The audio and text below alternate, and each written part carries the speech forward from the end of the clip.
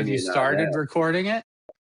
I'm starting recording December, like next week is my first session recording with a female voiceover person. It took us a good 6 weeks to do Lauren's book, and part of it is because she doesn't listen to a word I say, and part of it was because we got halfway through and had to start again because the audio quality of her initial attempts were so bad that I had to put my foot down and tell her to do it with a real microphone in a real place in a real studio. And then then I had to edit it.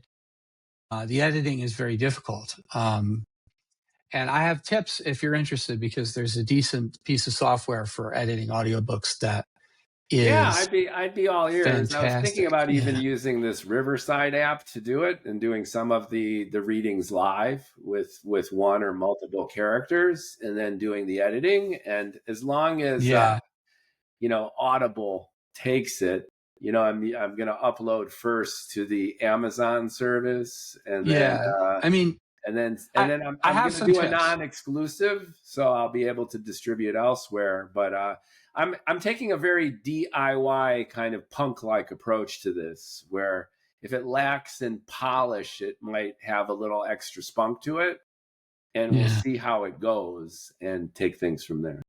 I used an app called Descript, which if the audio quality is good enough, which in our first version it wasn't, the second version it was,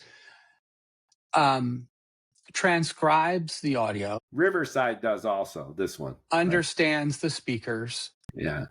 And you can edit separate tracks. For you can edit by editing the words. Same here. Same on Riverside. Riverside. Now an advertisement for the Riverside app, everybody.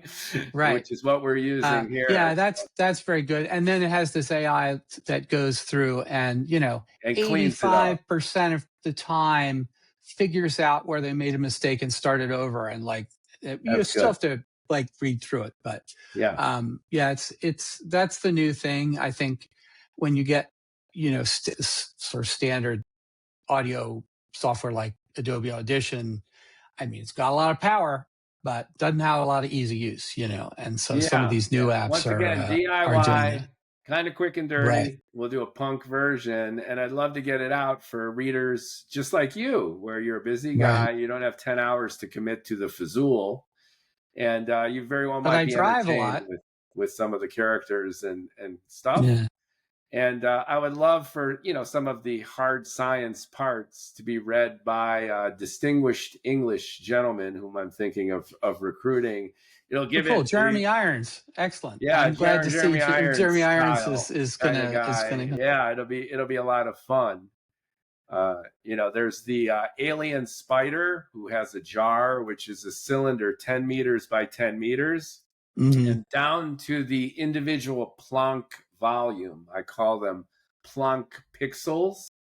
It's able to simulate every possible physical reality. Wow. And I did the calculations. I did some ChatGPT, digging in Mathematica, the Wolfram program. Yeah, I know that. To determine exactly what that volume is.